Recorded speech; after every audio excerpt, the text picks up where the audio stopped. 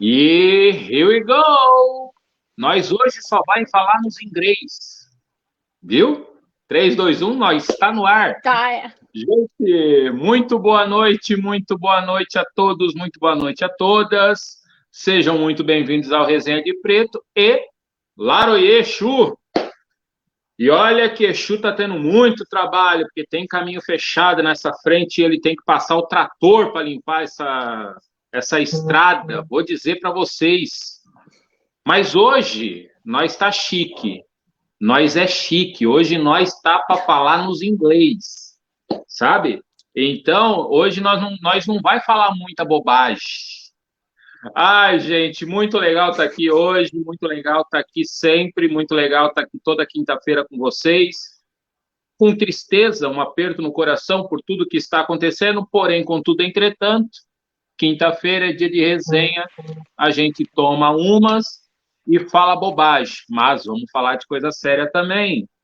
Falando em coisa séria, e nem tão séria assim, a doutora que está desse lado aqui, Pois é, se for, eu já quero dizer que se for muito sério, eu acho que eu vou sair. Eu acho que não não, foi esse fica aí, combinado. deixa lá.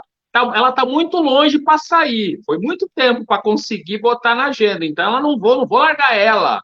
Muito boa noite, Renata, sua querida. Obrigado por estar participando com a gente aqui do Resenha.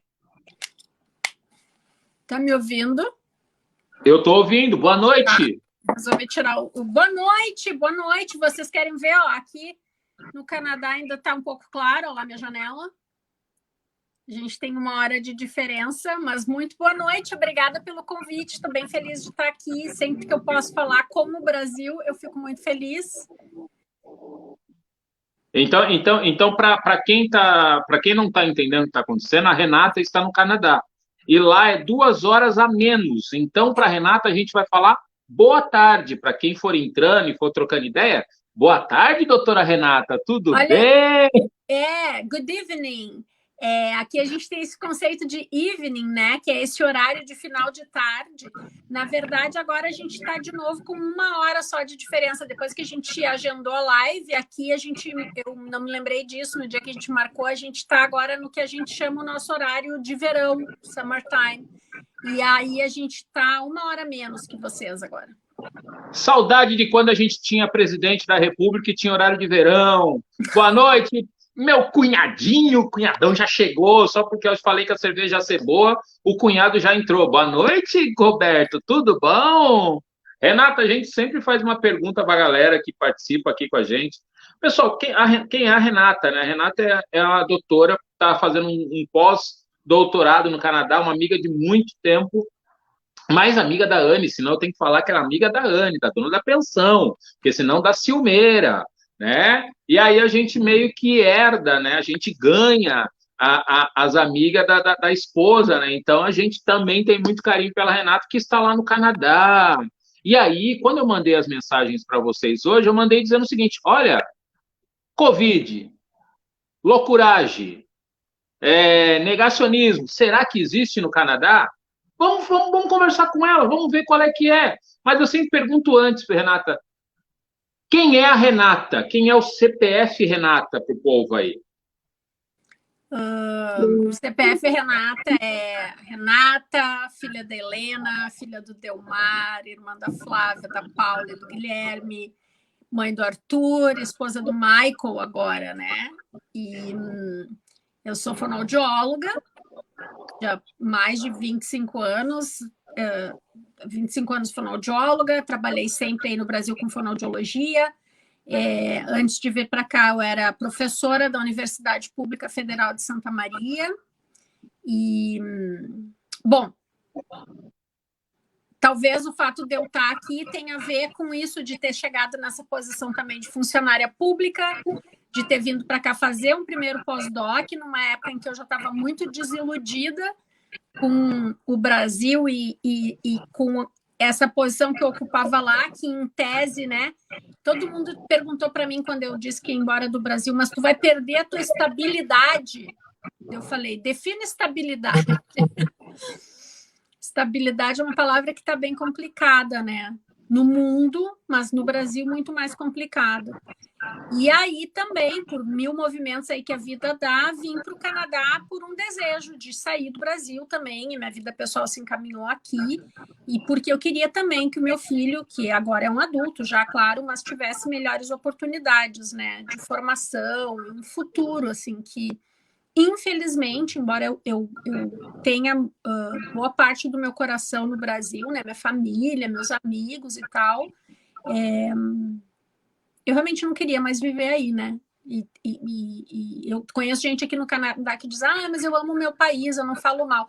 Não é uma questão de falar mal, é uma questão de analisar. E eu tinha uma opção de não continuar vivendo numa situação onde eu era tratada muito mal, né? Então, eu fiz a minha opção. Pois é, muito interessante isso, né? Porque, assim, tu era tratada mal numa posição de profissional de uma universidade federal, né? E eu gosto de brincar muito, de discutir muito com o pessoal nesse sentido. O pessoal se diz liberal, mas quer ser funcionário público, e aí é uma coisa meio contraditória, mas enfim, é as loucuras que tem nesse universo político propriamente dito. E aí, você, né, tendo essa condição de funcionária pública, professora concursada de uma universidade federal, em que momento que deu esse estalo? Porra, não dá mais. Eu não aguento mais isso. A universidade, claro, a universidade tem toda essa estrutura por trás humana, né? Eu fiz universidade aqui, eu sou oriundo da Universidade Regional aqui de Blumenau, e sempre tive isso comigo, né? A FURB, ela é uma universidade sem ser universidade, mas a Federal de Santa Maria é o espectro de universidade mesmo.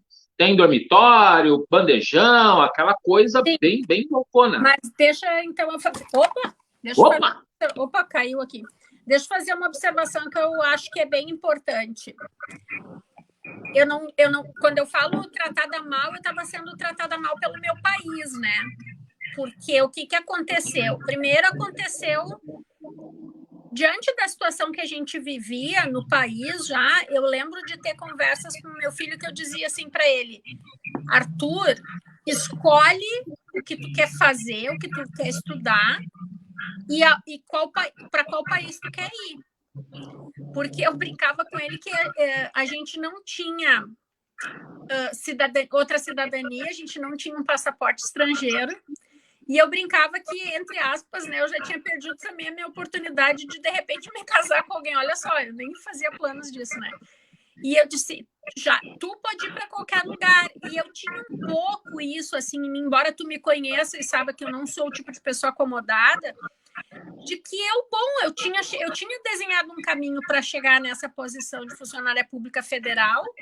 Eu sempre gostei de ser professora, eu estava feliz, eu estava, nesse sentido, tinha atingido o que eu queria, trabalhava com mestrado, com doutorado, com pós-graduação, mas eu queria fazer pesquisa, e aí começa a pedra no sapato, porque fazer pesquisa no Brasil é uma coisa muito complicada. Eu sou muito fã de quem está no Brasil tentando fazer pesquisa, porque eu sei o que isso significa. E aí, mesmo eu estando lá em Santa Maria, no meio do Rio Grande do Sul, né, com as condições que a gente tinha, que vide o histórico da Universidade Federal de Santa Maria, eram condições muito boas, num certo contexto, se a gente fizer uma proporção das condições e da situação do país.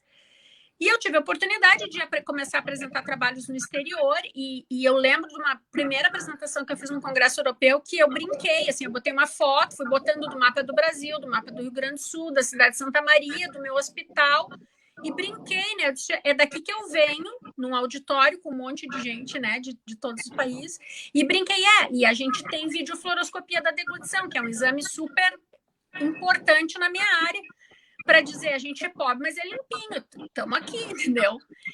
E foi por causa disso que esses contatos internacionais aconteceram, e claro que eu passei a colocar no meu objetivo de carreira poder fazer um pós-doutorado fora, porque eu não tinha feito durante o doutorado isso e tal. E eu não via, assim, no meu imaginário, eu ia vir para fora, estudar, e ia voltar para o Brasil, como de fato eu fiz, para devolver esse conhecimento que eu trabalhei aqui e tal. E, bom, e eu ia continuar no Brasil fazendo pesquisa, quem sabe até um pouco mais próxima com essa pessoa com quem eu estudei aqui fora. Só que quando eu voltei para o Brasil, além de toda uma lenda assim, de burocracia burra, que fez eu voltar antes do que estava previsto, não teve flexibilidade, assim, fechou as portas do contato lá da pós-graduação com o laboratório daqui para coisas mais profundas, assim. Eu cheguei no Brasil de volta em dezembro de 2019, numa situação que os professores já estavam, a universidade já tinha sempre problema de dinheiro, de repasse, isso aí, né? Para ver como a gente se acostuma a ser tratado mal, é isso que eu quero dizer. E aí, a partir disso, os professores e a universidade foram declarados inimigos número 1 do governo. E eu cansei de responder isso quando as pessoas diziam assim, porque os professores... Primeiro que não sabem o significado da palavra ideologia, né? Tem um problema de não saber o que as coisas significam.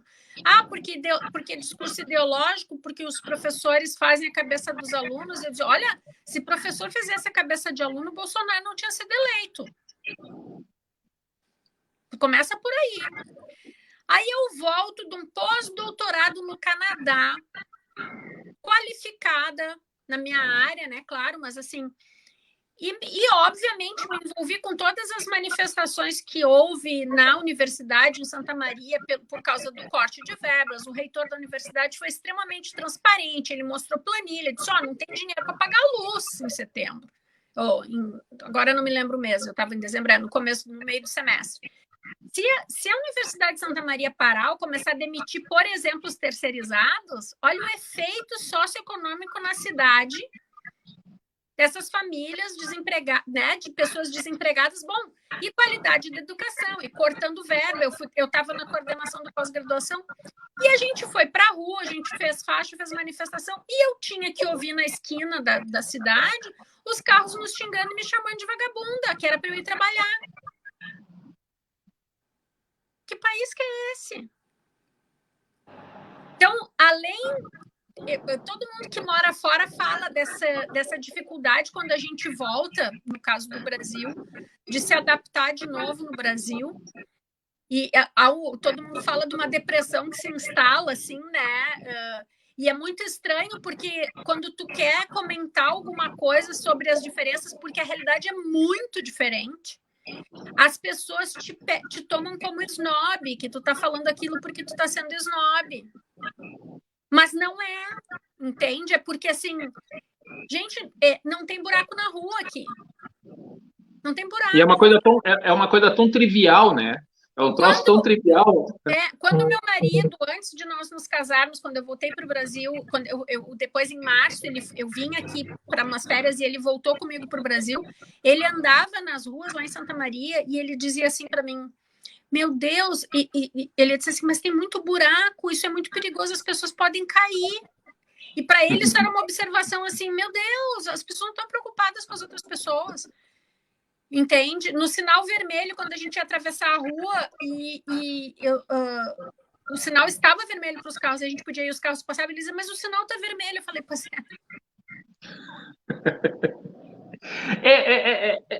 E quando eu falei com algumas pessoas que a gente ia trocar ideia com uma pessoa morando fora, né? E aí a primeira coisa que vem é isso, né? A síndrome de vira-lata. Mas porra, não sei o quê, bababá. Assim, nós temos, dentro das universidades federais do Brasil, nós temos os melhores profissionais que o mundo vem buscar. Nós não somos só um celeiro de bons jogadores de futebol, sabe? E fica muito essa coisa do jogador de futebol, mas o intelectual brasileiro, a mulher que estuda, o cara que estuda, o pessoal que bota a cabeça no ensino e vai para dentro da Universidade Federal, cara, é um investimento que o Estado coloca nesse profissional para depois simplesmente jogar fora. Com sabe? certeza, tanto que a gente ouvia depois até, né, claro que eu estava envolvida diretamente nessa realidade, eu ouvia, a gente ouve aquela questão da fuga de cérebros, começou a se falar muito nisso, né? Porque agora tu pensa, tudo que a gente passa para estudar, para se qualificar, que não é fácil, eu não nasci em bastidor, quem me conhece, tu me conhece a história, assim, nada de graça, era mestrado e doutorado de universidade pública, eu fui bolsista no mestrado, no doutorado da aula, mais de 20 horas eu trabalhava na Univale, tinha dia que eu saía, Catarina, eu saía meio-dia, na aula, para dar aula na Univale, porque era minha carga horária, porque eu não tive doutorado, né? Verdade. E tá me ouvindo? Agora melhorou. Ah, tá, desculpa. E aí tem toda uma história, assim, não é trivial. E aí tu passa por tudo isso, tu chega lá, então, eu cheguei na Universidade Federal, nananã. Não é que ia ser uma nuvem cor-de-rosa, ia ter trabalho, só que tu chega num ponto e que a universidade não vale nada, porque as pessoas estão dizendo que a universidade está fazendo politicagem, que não é política, porque a vida é política, né? Mas politicagem, discussão partidária, que não é nem partidária, se tornou uma discussão, como é que eu vou dizer, de dois lados, né? Se tu não tá de um lado, tu tá necessariamente de outro, que é uma coisa dicotômica, assim. E quer que eu te diga, a gente está falando agora, eu vi, né? Às vezes, eu confesso que às vezes eu vejo notícias, às vezes não, mas eu vi que está tendo aí uma questão de perseguição das pessoas que estão falando algumas coisas contra o presidente, por exemplo. E eu lembro, quando começou isso, e eu estava dando aula, e tinha claramente essa divisão, né? Ou tu é isso, ou tu é aquilo. E eu provavelmente não era isso, eu era aquilo, sei lá, eu ou vice-versa, mas enfim. E eu tinha uma disciplina que eu dava no pós-graduação que eu tinha que falar sobre, a Anne sabe bem disso, sobre processo de aprendizagem, a disciplina de formação em docência. E eu fazia todo um trabalho construído na ótica de ensinar os futuros professores, pesquisadores, que eles precisam trabalhar com os alunos para ensinar os alunos a pensar, a construir o conhecimento, a ter uma visão dialética sobre como o conhecimento se constrói. Pronto, eu era do PT.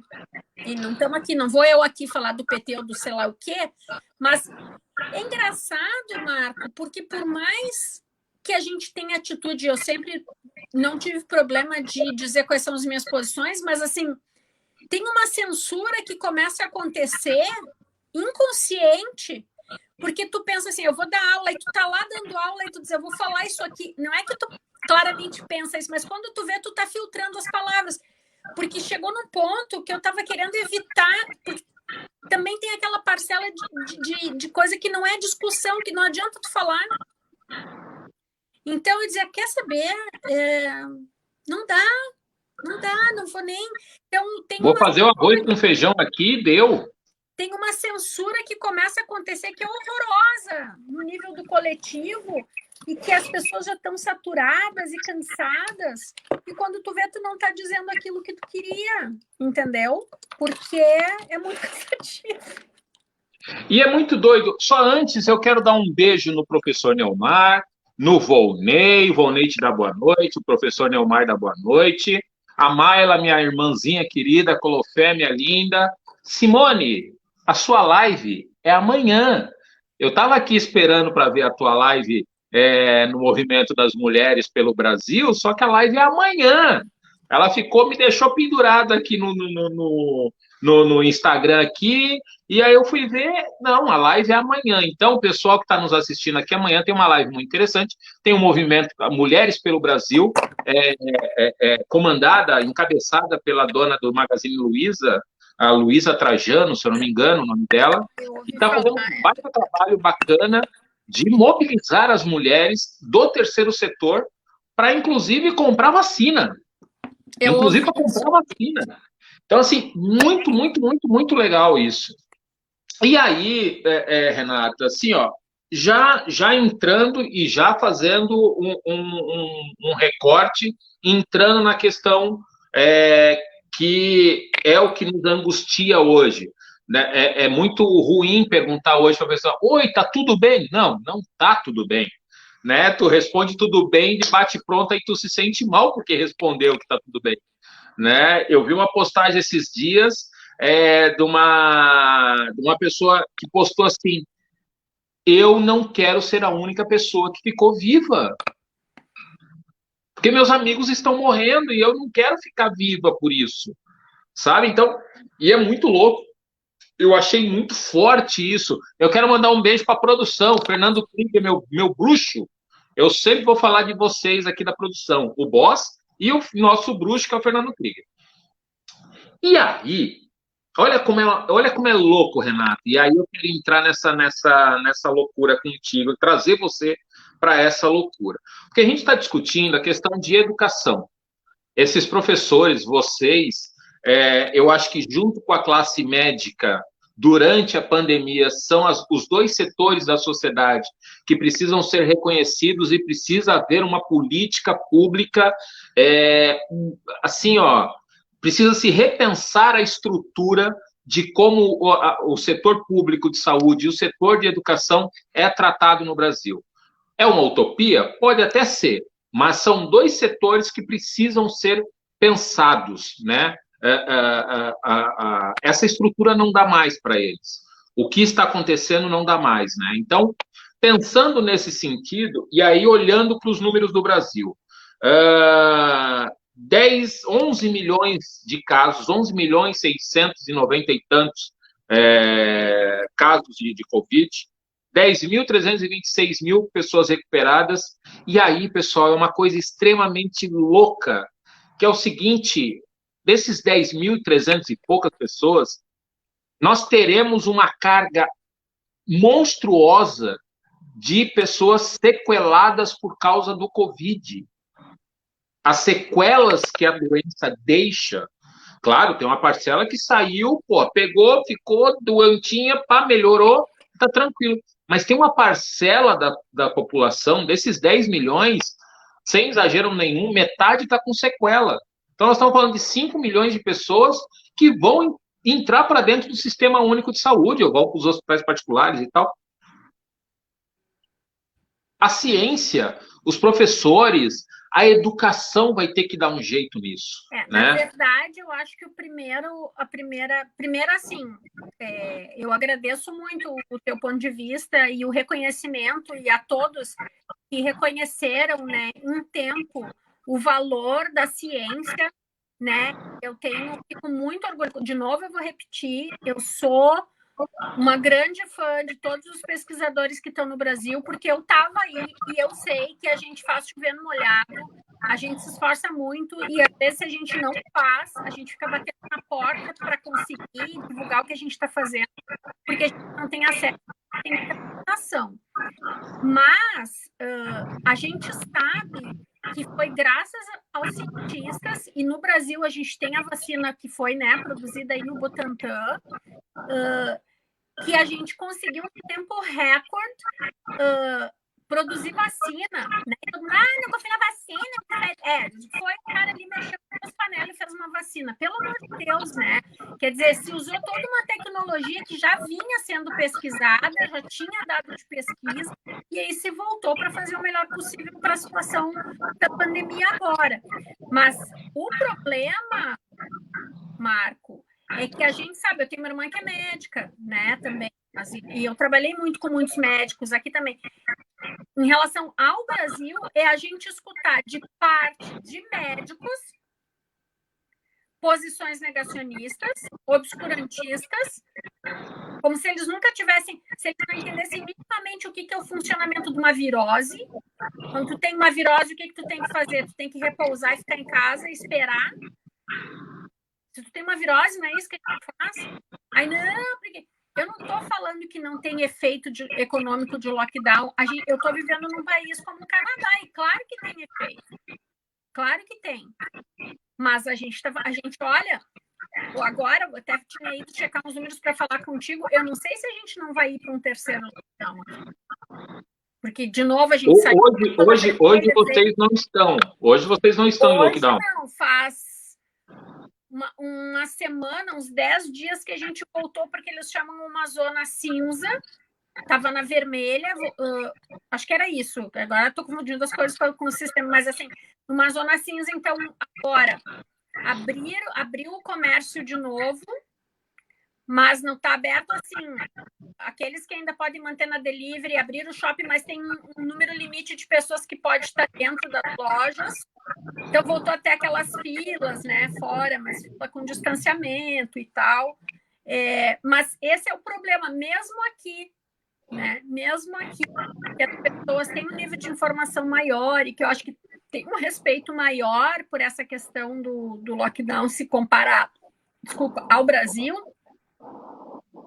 Isso é da humanidade, né? Abriu as lojas, as pessoas vão na loja pensando assim, por que tanto tem que ir, né? E claro, eu tô cansada de ficar em casa. Eu tô desde março do ano passado trabalhando exclusivamente de casa. Eu sou uma pessoa privilegiada, eu sei que eu sou, né? Porque eu pude continuar trabalhando de casa. O meu marido só tá trabalhando de casa. Né? Ele teve algumas vezes que teve que ir no office, mas ele tá trabalhando de casa. Mas assim, a gente sai para fazer as compras, tem que comprar comida e tal. E tudo que a gente até pensar, tem que comprar. Vamos ver se a gente consegue resolver online, né? Para não sair, para não se expor, né?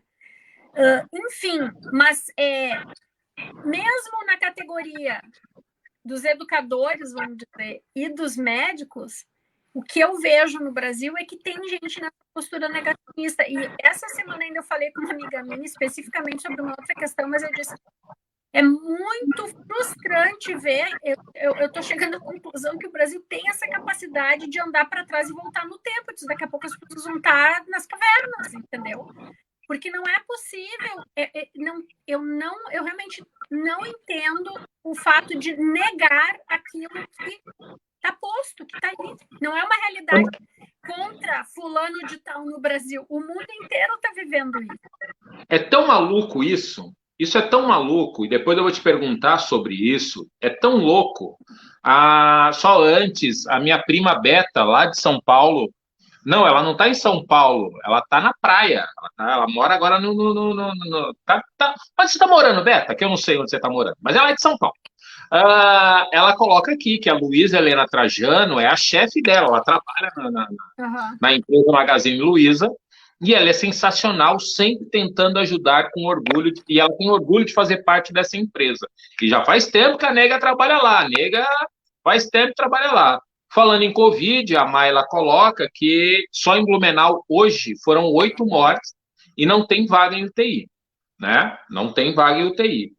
E aí o presidente da República, ele diz o seguinte, hoje de manhã, que ele tem desconfiança do que está acontecendo. Ele não tem certeza se essas UTIs estão mesmo sendo ocupadas só por pessoas com Covid. Então é meio que uma histeria, dizer que não tem UTI para Covid, porque ele não tem certeza, né, se é Covid mesmo ou não. E aí a resposta divina para ele foi que um amigo dele, parceiro político, morre hoje de Covid. Um senador da República. Senador da República, 52, 53 anos, morreu hoje, morte cerebral, por Covid. Então, assim, e aí, só para te passar, ela está dizendo aqui, voltou para São Paulo, mas ela tem quase 10 anos de Magalu. Isso aí, nega, segura o trampo ali, ó, segura esse serviço aí, porque, pelo amor de Deus. Eu vou dizer assim, eu não sei, né? Aquela da vontade, assim, eu conto para ele, ou quem conta, né? Primeiro que as UTIs, elas de fato já estavam lotadas. Já não tinha vaga para todo mundo. Pelos inúmeros quadros, a saúde ela já era caótica. Então, quando a pessoa vem dizer, pois é, mas agora tudo é Covid. Do bom, tá morrendo, quantas pessoas já morreram no mundo? Quantas pessoas estão morrendo por dia no Brasil, no Canadá, no whatever, you know? Mas já era caos quer dizer, já não se tinha vaga, já se tinha momentos em que as pessoas ficavam esperando. Eu trabalhei em um hospital universitário, que já é uma realidade um pouco melhor do que uma realidade de um hospital comum, por ser um hospital parte da universidade, e é uma sensação horrorosa você caminhar na emergência e ver as pessoas sentadas em cadeiras, em macas, porque quem está lá dentro está lutando para tentar atender e resolver, e salvar as pessoas. E é muito triste isso. Então, já era caótico. Quer dizer, agora precisou se criar isso porque a gente está vivendo uma pandemia, né?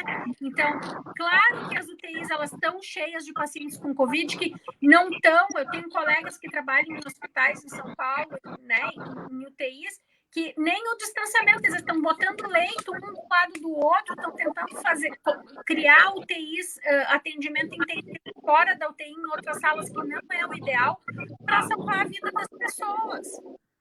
E aí eu vi, vi mais de uma vez isso desses tipo memes no Facebook. Quem não acredita estão aceitando voluntário para trabalhar no hospital, mas tem que ir sem máscara, sem equipamento. Então, já que não acredita, vai lá e atende as pessoas. Né? A última que eu vi, e aí a Mayla depois, Mayla, até fala pro pai, né? Que foi meu pai Pepe, ele me mandou um print de um ser colocando a seguinte frase, que aí eu quero te perguntar sobre isso. Se está morrendo 2.000 pessoas de Covid, significa que se abre todo dia 2.000 leitos de UTI. Então, essa conta não fecha, os esquerdistas estão mentindo. No Canadá, assim, ó, maluco e estúpido tem tudo quanto é buraco. Seja no Canadá, seja na China, no Brasil, imbecil tem em qualquer lugar. Como são esses imbecis aí no Canadá? Como é que se trata esses imbecis, esses losers no Canadá? Bom, então vamos falar. Primeiro, deixa eu dizer, isso é a primeira coisa. As pessoas pensam que a gente mora no Canadá ou nos Estados Unidos, que a gente está de férias aqui, que tudo aqui é melhor que no Brasil. Sim, isso é um país de primeiro mundo, então tem muita coisa que não tem nem como comparar, né? A gente depois, então não se nega que o nível de a qualidade de vida e o acesso a muitas coisas, não é só para comprar iPhone, né? O acesso a muitas coisas é muito melhor do que a realidade que a gente conhece do Brasil. Mas também tem coisas que não funcionam, ou, né, que funcionam diferente, né? E que não é bem assim. E como tu disse, pessoas existem de todos os tipos em todos os lugares. A gente viu aqui nas notícias, por exemplo, manifestações contra o lockdown, né? Mas em termos de números são grupos menores, né? Não são grupos grandes. A gente tem o pessoal, é engraçado porque é um pouco diferente. Eu não apoio isso, né, do movimento anti-vacina de jeito nenhum, até por trabalhar com ciência, mas assim, aqui essa coisa da decisão individual e do teu espaço individual, respeitar o teu espaço, as tuas decisões, o consentimento, isso é uma coisa muito séria. Então, as pessoas aqui, muitas pessoas eu ouvi terem uma decisão, por exemplo, contra a vacina, de suspeita sobre vacina, de vacina em geral, antes da vacina do Covid, né? Então, isso é uma decisão muito pessoal, entende? É uma coisa assim que fica até muito difícil de você... Você pode ser considerada invasiva discutindo isso quando tu vê que a pessoa, né? Ela vai dizer, não, eu não vou tomar vacina, porque eu não... Tananá, tananá. Existe... Eu confesso que eu talvez eu também uma privilegiada, que eu não estou cercada dessas pessoas, assim, né? Não está no meu círculo daqui. Mas eu sei que existe, assim... e claro, as pessoas também conseguem, mas aí a diferença é que elas discutem isso num outro nível, né? Assim, de nível de informação, de como que acontece, qual é o mecanismo da vacina.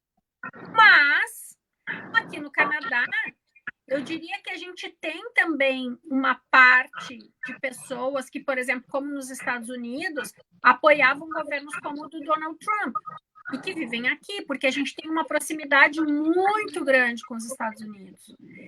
Agora não está me vindo na cabeça, mas eu ainda comentei com meu marido, tem uma província, a gente tem no Canadá poucas províncias, né? Qual era? Deixa eu ver se eu me lembro o nome. Uma das províncias aqui, eu li num noticiário do Instagram, mas é um noticiário, uma fonte assim que dizia que nessa província as pessoas daqui do Canadá apoiavam o Trump. Daí, tá, mas elas apoiam o Trump por quê? Se elas moram aqui no Canadá, né?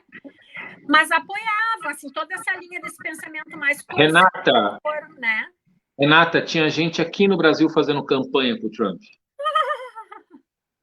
Eu vi um adesivo num carro aqui em Blumenau fazendo campanha para o Trump. Então, assim, o nível de insanidade. E aí, produção, vou falar com vocês, produção.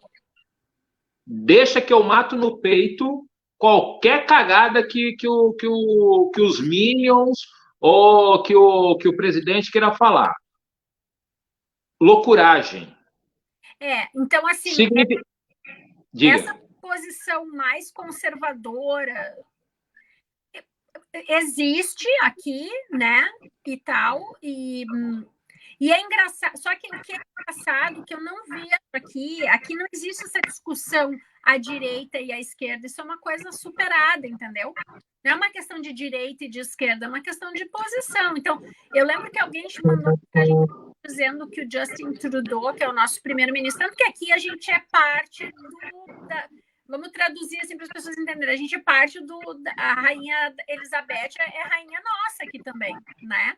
A gente é parte, a gente reconhece a rainha Elizabeth como rainha aqui. A gente tem o primeiro-ministro, que é o Justin Trudeau, que tem uma posição, e é até perigoso eu falar isso aqui, não sei quem está me ouvindo, né? Não quero simplificar, mas digamos, para o entendimento do como o Brasil entende as coisas, mais à esquerda. Mas aí tu dizer que ele é esquerdista, não sei o que. Ele é progressista. Acho que sim, né? Mas tem muitas críticas a ele. Por exemplo, o Canadá está super devagar em vacina. O Brasil está nesse caos, começou a vacinação muito depois, mas o Brasil está vacinando muito mais rápido que o Canadá. Mas então, aí entra uma outra discussão, que aí é muito importante dizer isso com orgulho. Nós temos um sistema de saúde que o Canadá não tem, que é o SUS. Nós temos um modelo de vacinação que o mundo não tem, que é o SUS. Aqui o sistema público, o sistema de saúde é público, a gente não paga. A gente paga, tem uma carga tributária, a gente tem um imposto grande, mas ele reverte, né? Ele reverte para a gente em escola pública de qualidade muito alta. O sistema de saúde é público, então tem os prós e os contras, também muitas críticas a como o sistema de saúde funciona aqui, mas em princípio todo mundo que tem o direito, né, que está na posição legal de ter o direito, eu estou fazendo essa parte por causa dos imigrantes, mas que tem uma condição para poder começar a usar o sistema de saúde, é muito legal, porque tu tem, por exemplo, o meu marido, ele tem 50, quantos anos? 55. E ele vai no mesmo médico de família desde que ele tinha 13 anos, que é o médico da minha sogra, que tem 86 anos e que hoje é o meu médico também. Tu entende? Isso é uma coisa muito boa. Isso é muito bom.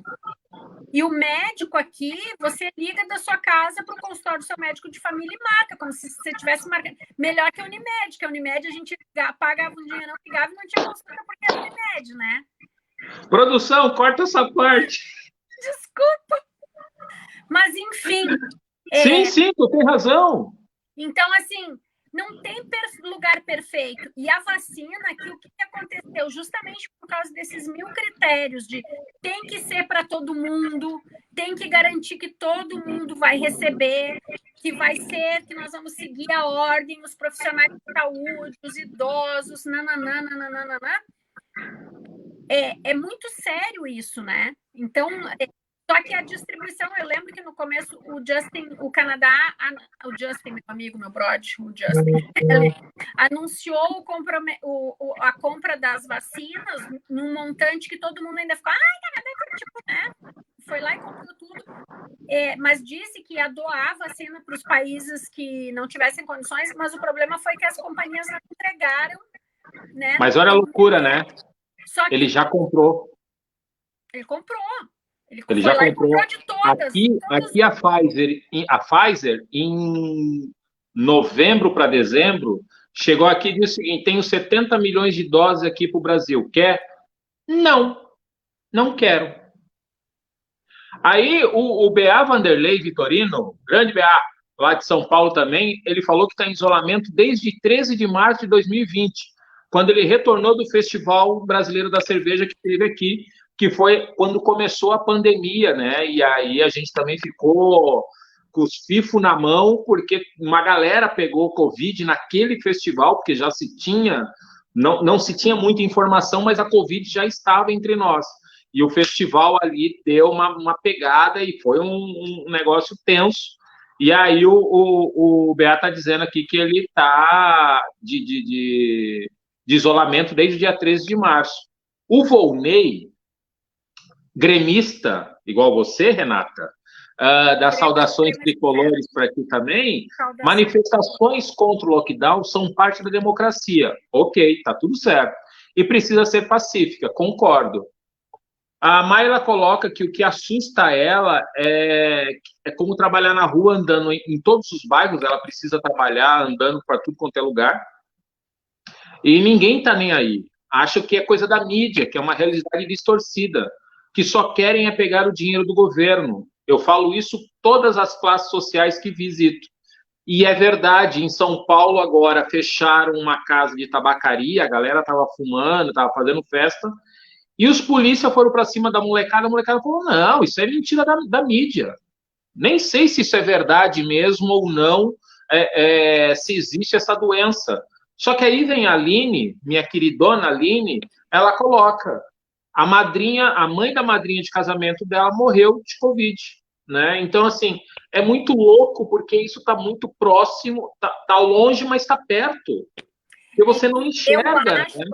O que eu acho que também acontece no Brasil é que o Brasil é muito grande, né? É muito grande. Então, assim,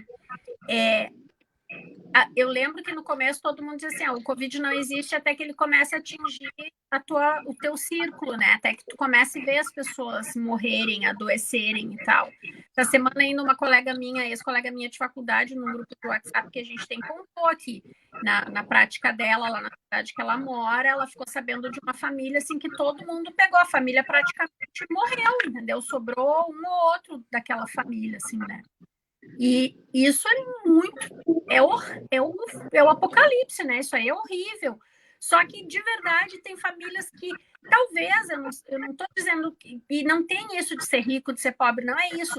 Que por algum motivo tão distantes disso não aconteceu, ou são daquelas pessoas assintomáticas que não tiveram e criam, talvez até por um efeito inconsciente de negar a realidade, de que isso não existe. Só que aí falta aquele sentimento de empatia, de humanidade, né? Quer dizer, uma coisa é eu dizer que não está acontecendo numa realidade pequena, mas assim, de novo, as pessoas não entendem o significado do que significa a gente estar vivendo numa pandemia, um impensado, ninguém de nós aqui pensou que ia viver isso, né? Então, assim, a outra coisa que eu acho que é diferente, falando de aspecto cultural, é assim, aqui no Canadá, sabe, aqui, eu vou dar um exemplo fora da pandemia, eu sempre dizia isso, assim, comentava com o Arthur, né, nas conversas, quando a gente estava se adaptando, entendendo o que era viver nesse lugar diferente, né. O que significa coletivo aqui, por exemplo, o que é público e é coletivo? Então, o que é público e coletivo, primeiro a gente já sabe que não é de graça, porque para ele existir tem um custo, e que vem do nosso dinheiro, vem do nosso imposto que a gente paga. Então, esse lugar existe, ele é público, ele é coletivo. Se ele é público e ele é coletivo, ele não é meu, ele é de todo mundo. E eu tenho que respeitar porque é de todo mundo. No Brasil, o que é público e é coletivo não é de ninguém, então eu não estou nem aí, eu não preciso cuidar, eu quero mais que se lasque. Olha o que é a diferença. Então, assim, eu tenho um metrô que funciona e que me desloca para a cidade inteira e que é ótimo e que todo mundo... As pessoas não andam de carro, e de carro para o centro, para dar um carro, é uma loucura. Paga caríssimo para estacionar e ninguém anda de carro. As pessoas preferem ir de metrô. É seguro e é tranquilo e é mais barato. Então, eu cuido do metrô. E quando eu passo pela catraca do metrô, eu pago, mesmo que não tenha ninguém ali, eu pago porque eu preciso que o metrô continue existindo, porque é para mim e para todo mundo. Marco, não tem ninguém na catraca. Se não tiver, tem um negocinho ali para botar os tokens e as roletas ali, todo mundo bota. Ah, tu vai dizer, deve ter um ou outro, deve ter. Mas entende? A maioria paga. Então, aqui, concordo que numa democracia as pessoas precisam manifestar suas diferentes opiniões. Houve manifestações, né, de pessoas contra o lockdown. Tem gente que não concorda com isso, com aquilo. Mas, assim, no fim do dia, essa mentalidade disso aqui é de todo mundo, eu não estou fazendo... Tem gente que anda sem máscara? Tem, né? Tem gente que não sei o quê. Eu vou no drive-thru do... Não vou falar as marcas. Vou no drive-thru comprar um lanche em algum lugar aqui. Ninguém sabe que é o M grande e não é motel. É o M amarelo. Tem vários, né? Tem esse e tem mais outros. E a guria tá me atendendo no drive-thru com a máscara aqui, ó. Entendeu? Com o nariz de fora. Ela tá errada. Tem gente que faz isso, mas daí a gente tá ali abrindo assim, você tá com a máscara fora de lugar. É comum, entendeu? Você precisa botar a máscara no nariz. Sabe? Então, não é que... por que tá pensando que tu... A pessoa coloca e deu.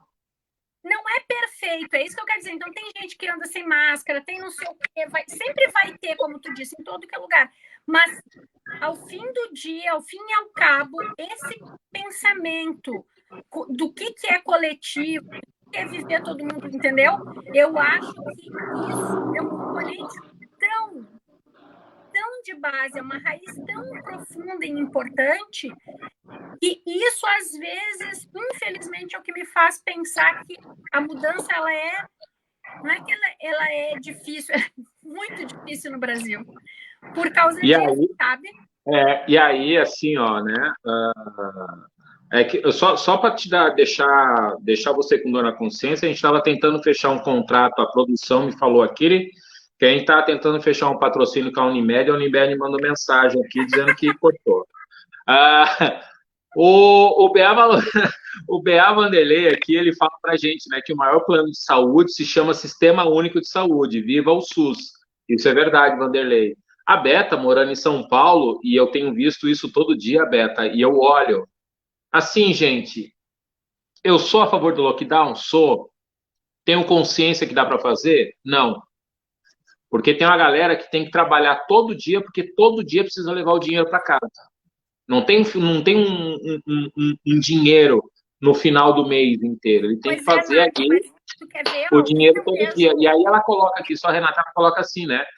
Que assim, a galera tá pegando ônibus, tá pegando metrô super lotados, tá muito cheio. Assim, é impossível. O cidadão comum, a periferia de São Paulo, a galera não tá morrendo, como morreu hoje o primeiro caso sem atendimento. A UTI do cara foi liberada 20 minutos depois dele morrer, na Zona Leste de São Paulo. Foi o primeiro caso em São Paulo que o cara morreu por falta de UTI. E aí tem uma carta de prefeitos hoje dizendo que de amanhã até daqui a 20 dias vai faltar oxigênio em 80% das prefeituras do Brasil. Vai faltar oxigênio. Então, mas olha só, a outra coisa que é diferente em termos culturais, já que eu acho que um pouco é a minha função de estar aqui para falar um pouco das diferenças e para gente, quem está te assistindo, mesmo tu que tem uma voz em Blumenau, né? Nisso eu acredito muito, sabe? Nessas vozes que se levantam, assim, às vezes a gente tem que começar mudando realidades locais, né? Não é querer mudar o mundo se eu não mudar. Exatamente, isso é verdade. Então, assim, aqui tem uma outra coisa no Canadá que a minha cabeça ela já era um pouco assim, né? Então, por isso que talvez eu também tenha me adaptado e me identificado aqui. errar, fazer coisas erradas, todo mundo erra. Cometer erros, todo mundo comete. Mas aqui, quando você comete um erro, o erro é altamente estudado. Por quê? Porque eu preciso entender por que esse erro aconteceu para que ele não se repita. Então, vamos pensar nessa questão do que é quando eu tomo medidas emergenciais para resolver uma coisa, que, de novo, claro, são compreensíveis e necessárias porque a gente está vivendo uma pandemia, mas o que é que deveria existir de base? Porque, assim, ó, ainda que se crie ao infinito o número de leitos na UTI, vamos dizer, sem um limite, tu não vai resolver o problema da pandemia. Porque não, é isso que as pessoas não entendiam no começo, que ia chegar esse momento de esgotamento. O que a gente precisa fazer é parar de espalhar o vírus. Eu posso criar, como foram criados emergências, UTIs de emergência, hospital de campanha, e tinha que ser criado, eu tenho um exemplo do Rio Grande do Sul, porque eu tenho os amigos lá, né, perto. O Rio Grande do Sul criou, nem sei quem de partido, não estou falando disso, entendeu? Quem é o governador, mas se criou um número de UTIs. O governador é aquele gato. Que foi mais que o dobro do que tinha.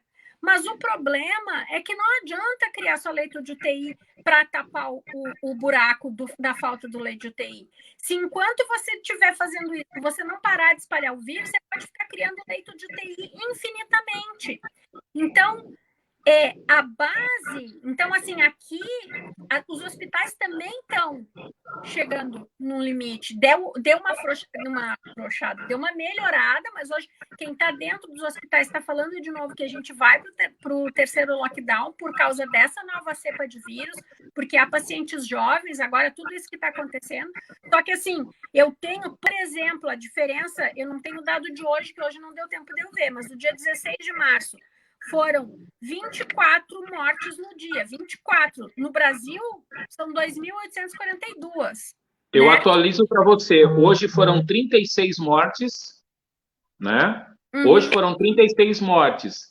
E no Brasil, 2.648. Então, né?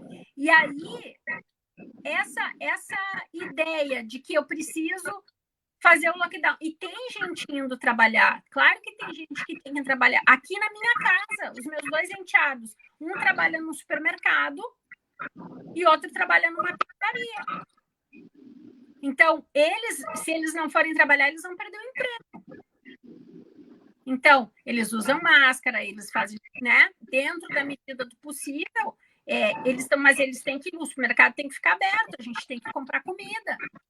Mas ainda bem, um deles consegue ir a pé e voltar a pé, o outro que está fazendo, levando e buscando de carro. Ele tem essa condição de fazer isso, talvez os outros colegas dele não tenham. Mas tá, são 2 a menos a pegar metrô e ônibus. Tu entende? Assim, então, tem um balance. Aqui as pessoas andam mais de bicicleta, vão trabalhar de bicicleta. Então, é menos gente.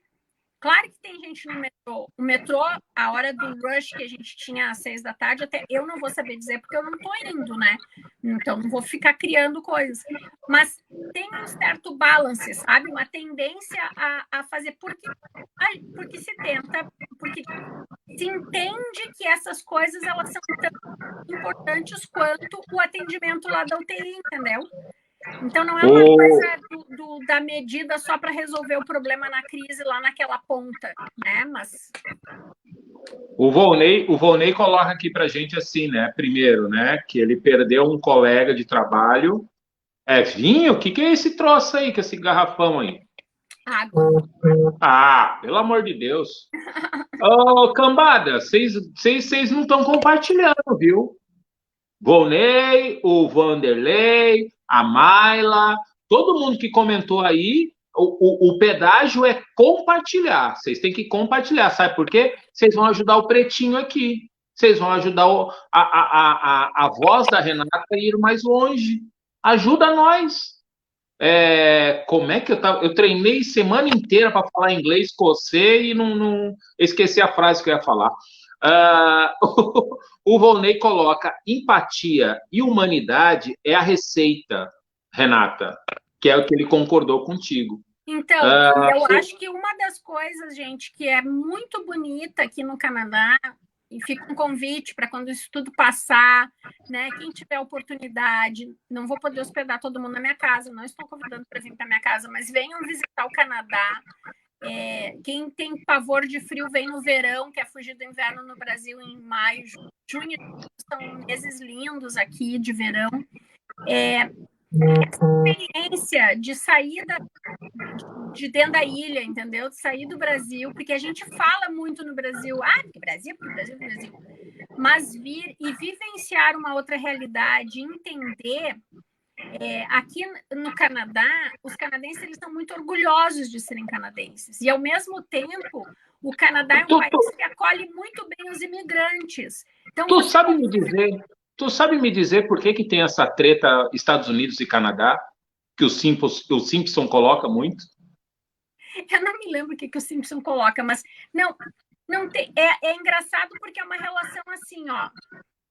O Canadá e os Estados Unidos se dão muito bem, não vou eu criar um incidente diplomático aqui nessa live agora, mas a concepção de mundo é completamente diferente. O Canadá acolhe, o Canadá é amigável, o Canadá tem gente do mundo inteiro. Quando eu digo gente do mundo inteiro aqui, é gente do mundo inteiro. Toronto, que não é a capital do Canadá, mas é a maior cidade, é a cidade com mais mix de culturas que tu possa imaginar, de todos os lugares do mundo, né? Então, querendo ou não, tu aprende a conviver, e como eles têm essa filosofia do respeito ao individual, do respeito às diferenças, é muito legal de ver como as crianças, né, desde pequenas já aprendem essa coisa do seu espaço.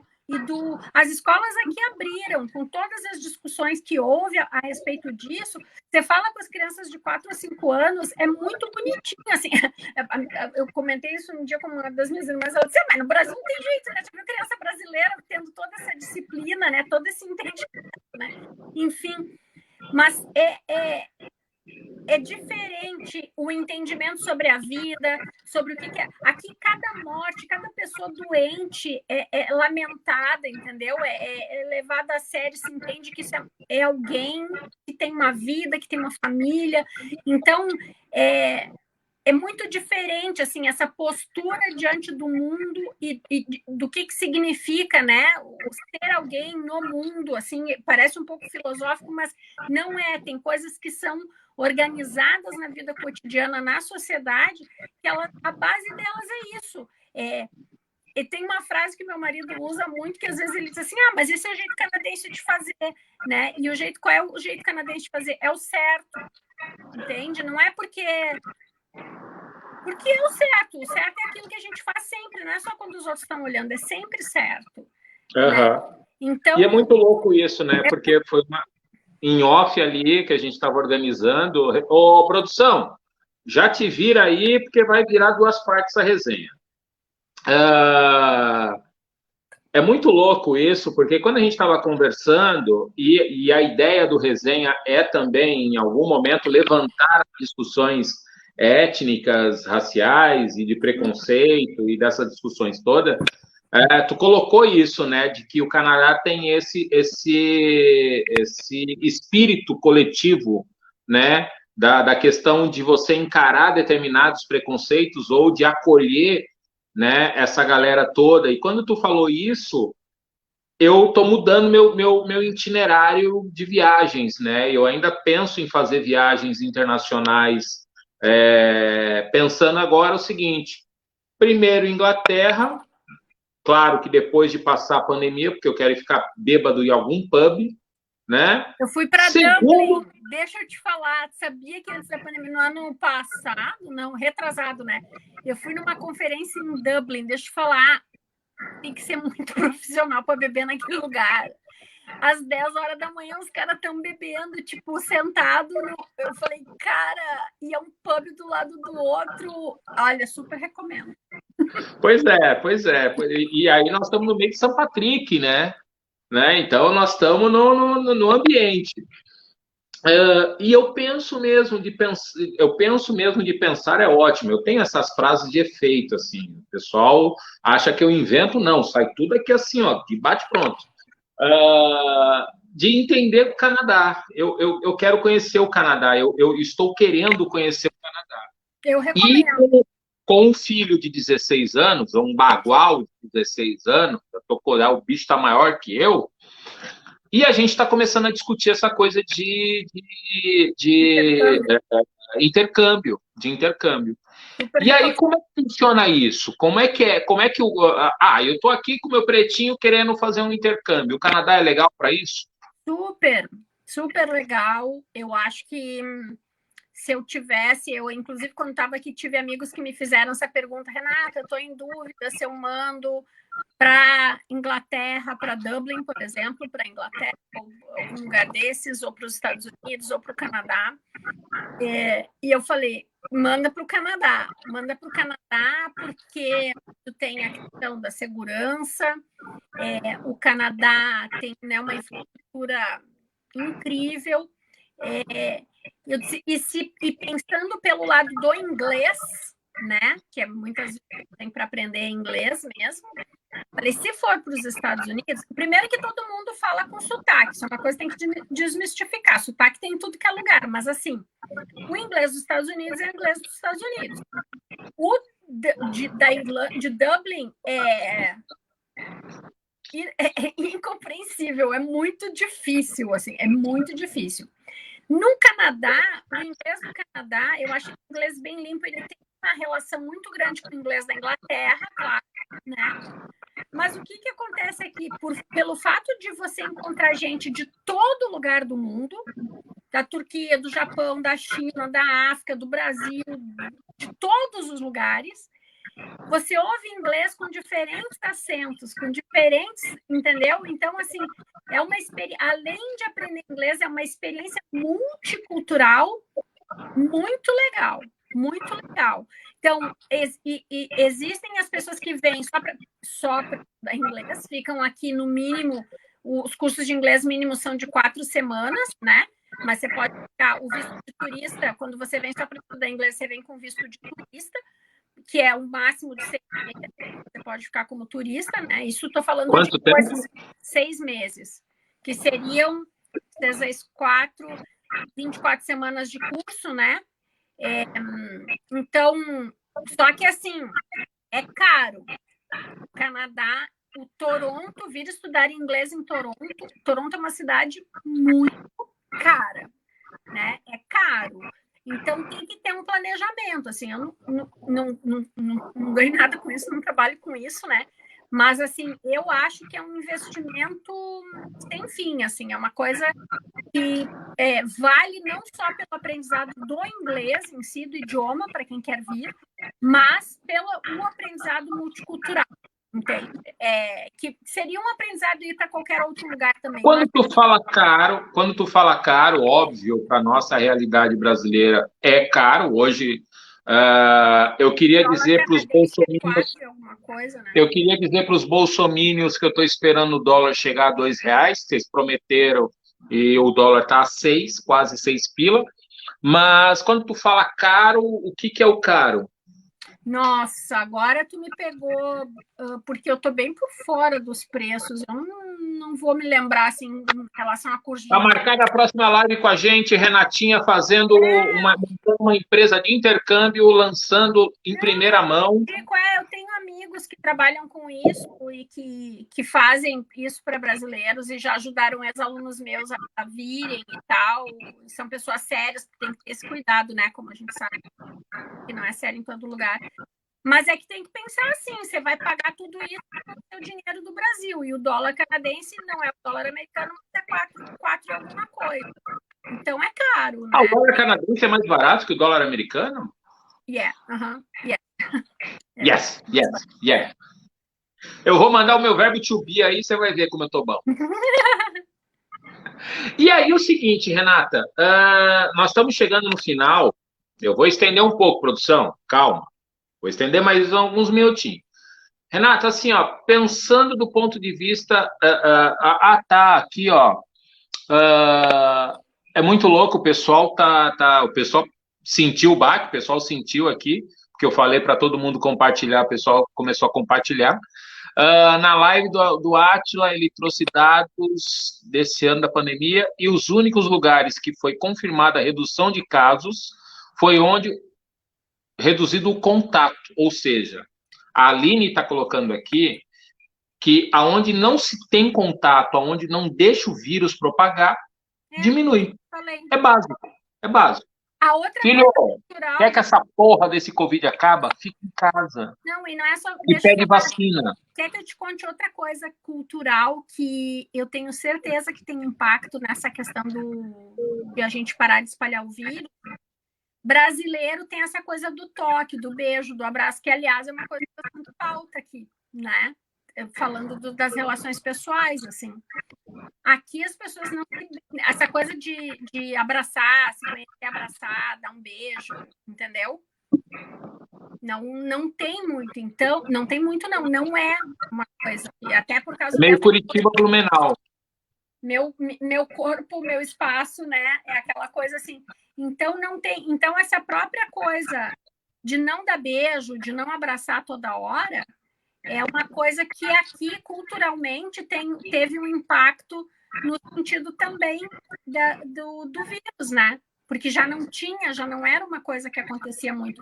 Eu até brinco, os meus amigos daqui, brasileiros ou canadenses que conhecem pessoas da minha família, o meu marido e tal, ele não é um típico canadense nesse sentido, até porque senão acho que não tinha dado certo, né? Ele gosta de abraço, ele abraça os filhos, ele dá beijo, mas assim, é aqui dentro de casa, né? E mesmo assim, por exemplo, se eu for comparar o tanto que eu abraço e beijo o meu filho, tanto é diferente, né? Entende? Então, essa coisa, tanto de ficar em casa, e quem pode ficar em casa e quando sair, manter o distanciamento. Por exemplo, distanciamento numa fila ou numa escada rolante já era uma coisa cultural aqui. Você já tem que ficar longe. A pessoa se sente mal se você tiver, que nem a gente fica nas filas no Brasil, no banco, ou fica numa escada rolante um atrás do outro. Aqui ninguém faz. Cara fungando no seu cangote. Antes da pandemia, já tem uma distância que você já ficava, entendeu? Então, agora, mais ainda, né? Então, de verdade, não espalhar o vírus e diminuir o contato é fundamental, né? Tá na base de a gente... O Neumar, Volney, aqui, ó, tu ouviu a dica, né? Nós temos que juntar uns cascaios. Nós vamos ter que juntar uns cascaios para ir para lá. O Volney quer ir para o Canadá junto comigo. Eu sou parceiro, nós é parceiro, só que nós temos que juntar um cascaio. O professor Neumar, ele colocou aqui, doutor Marco, em geral, as pessoas gostam muito de opinar.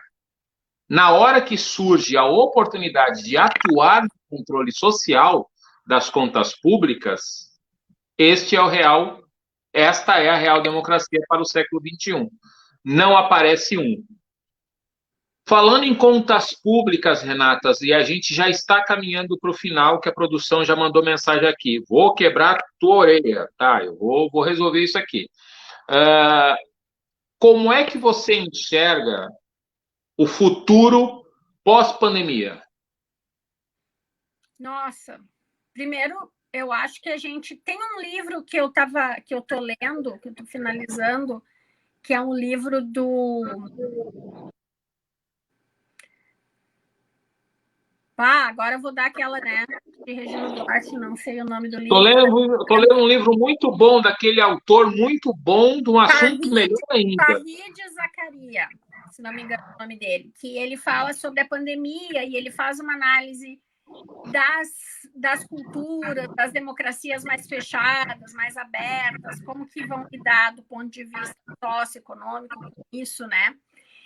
Mas, e é muito interessante, eu vou te mandar o nome para depois compartilhar aí com todo mundo, direitinho, mas eu acho o seguinte, a gente já não está vivendo e a gente não vai mais viver como a gente vivia, né? Eu acho que, por exemplo, essa questão do distanciamento, a questão do uso de máscaras, as questões de como a gente vai viver o coletivo, elas vão ser diferentes.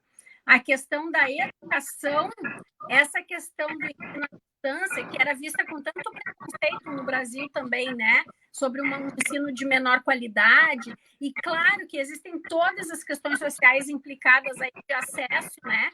mesmo aqui, as crianças têm, né, foi discutido, crianças têm computador, têm internet para acessar e fazer um ensino online de qualidade, mas eu acho que isso veio para ficar. A questão do trabalho remoto também veio para ficar, né? Na universidade que eu trabalho, já existiu uma coisa de ter alguns dias, aqui não tem um problema, assim, como as pessoas confiam, aqui não existe isso. Não existe, não. Claro que deve existir, mas se eu ligar e disser, ó, eu não vou hoje porque eu tô doente, ninguém vai me pedir um atestado e vai duvidar que eu não vou trabalhar porque eu tô doente. Senão, eu iria trabalhar. Então, assim, eu vou trabalhar de casa. Não tem problema, você vai trabalhar de casa. A Aline coloca isso. A nossa frase aqui é a nossa maldição, o jeitinho brasileiro. Uhum.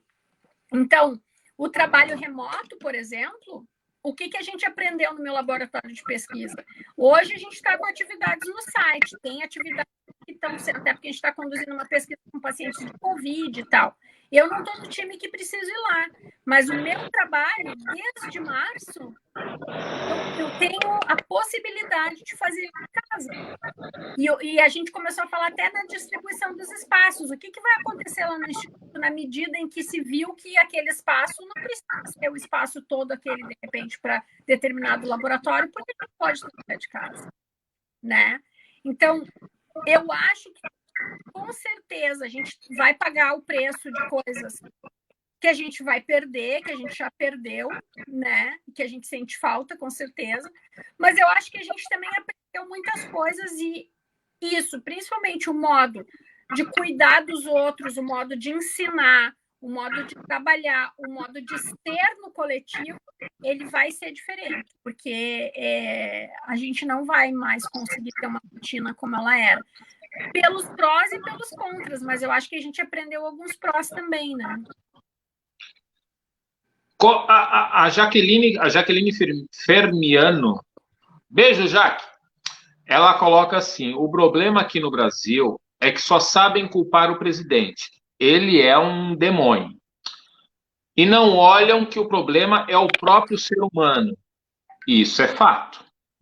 Sim. As duas coisas aqui precisam ser discutidas: a responsabilidade do presidente e a responsabilidade do ser humano.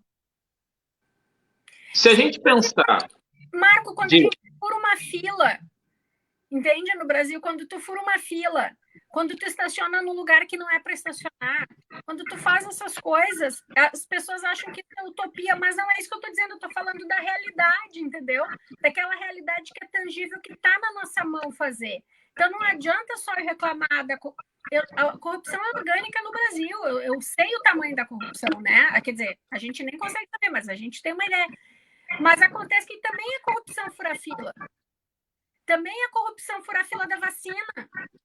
Sabe? Também a corrupção, sei lá, dar um recibo que não existe. Não querer dar nota. Tudo isso faz parte e é muito orgânico no Brasil. Então, claro, eu não estou isentando nenhum político que está lá, que foi eleito para trabalhar pelo coletivo, né, e que está fazendo o que está fazendo. Mas se a gente não mudar nas nossas atitudes, não tem como, não é uma mudança que vai vir de cima para baixo, do grande para o pequeno, né? Para encerrar, pessoal, a produção falou, acabou, tá bom, vou acabar. Eu pego muito no pé da produção. Produção, Fernandinho ali, ele fica só de butuca. Para terminar, pessoal, eu queria colocar para vocês a seguinte coisa. Significado da palavra genocida: pessoa que ordena ou é responsável pelo extermínio de muitas pessoas em pouco tempo. Quem produz genocídio aniquila grupos humanos através da utilização de diferentes formas de extermínio. Por exemplo, a pobreza é um genocídio. Então, eu queria agradecer imensamente a Renata. Foi muito legal. Foi um aprendizado muito bacana. gratiluz, pegando no pé do pessoal que fica falando gratidão, gratiluz.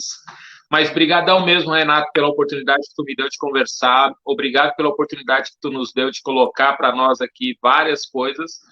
E é o seguinte, né? Terminando a pandemia, tem que ver quem vai, quem fica, quem foi, quem viaja. Tem que ver esse troço. Nós vamos ter que organizar esse negócio aí. Quero mandar um beijão para a Anne, especialmente, que no fim já falei bastante contigo, não consegui atualizar e dar um oi para a Anne, um beijão para ela. Obrigada pela oportunidade. Para mim, sempre tem tempo de falar português, aí eu falo pra caramba, né? Porque sinto falta.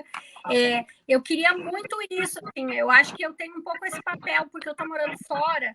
E estou olhando as coisas um pouco, né, dessa distância toda, mas também com o olho de viver essa realidade. Então, a gente também não pode, como a gente disse, voltando para o começo, viver nessa síndrome de vira-lata, achar que tudo é ruim, que tudo fora é melhor, mas a gente tem que aprender com o exemplo dos outros para fazer a nossa parte, né? Então, se eu pude contribuir nessa conversa mais informal, assim, de alguma forma, com alguns dados, né, diferentes, de uma realidade um pouquinho diferente, eu fico feliz. A gente que agradece, ó, o professor Neomar coloca aqui. Parabéns pela resenha, o informe principalmente para a Renata, porque o pessoal realmente gostou. O André Paranhos colocou, show, Renata!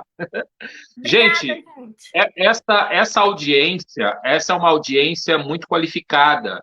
Então, quando o papo é muito bom, eles já aprenderam que eles têm que colocar então, assim, ó, ficou Gente, quinta-feira que vem nós estamos de volta com Resenha de Preto no ar.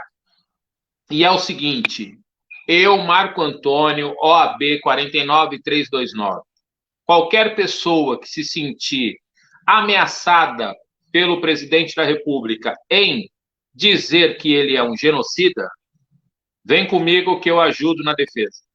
Isso é público e quem precisar de ajuda, eu estou aqui. Beleza?